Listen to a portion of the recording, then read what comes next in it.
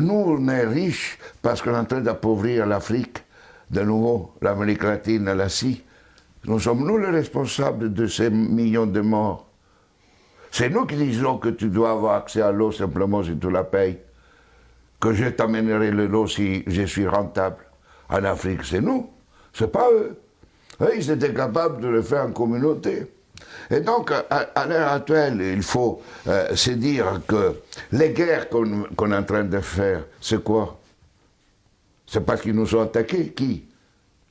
Quand Sarkozy a bombardé la Libye, aucun Libyen n'avait attaqué la France. La France n'avait pas été bombardée par personne. Et nous, quand les Américains ont bombardé Bagdad ou l'Irak, parce que c'était l'ennemi du mal, tous ces millions qui sont morts, et tous ces millions de réfugiés syriens, irakiens, etc., c'est qui eux, ils sont voulus. Et nous, on a le courage après de dire, je vais t'aider pour rester chez toi. Hein? Alors qu'on les a créé les conditions pour qu'ils doivent fuir.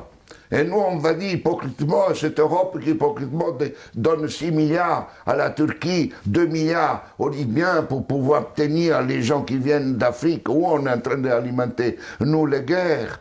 Mais il faut s'arrêter de se raconter des balivernes ici. Hein? Il faut s'arrêter. La guerre ne se fait plus parce qu'on tue l'ennemi.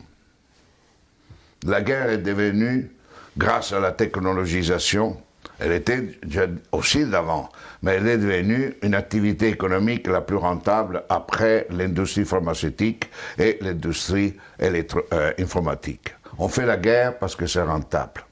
Et malheureusement, si nous ne changeons pas nos dirigeants, et nous-mêmes, hein, dans le sens pas individuellement, mais les systèmes de valeurs fondamentaux, la sécurité nationale qui explique la guerre, la souveraineté nationale, l'appropriation privée du vivant, etc. Tout ça, on fera la guerre. On fera la guerre, pourquoi? Parce que pour cela, deviendra une activité de plus en plus rentable. D'ici quelques années, si vous éliminez la guerre, le PIB mondial chutera, d'après le système dominant. Il ne chutera pas si on est dans un autre système. Au contraire, la guerre, la disparition de la guerre sera une source de richesse.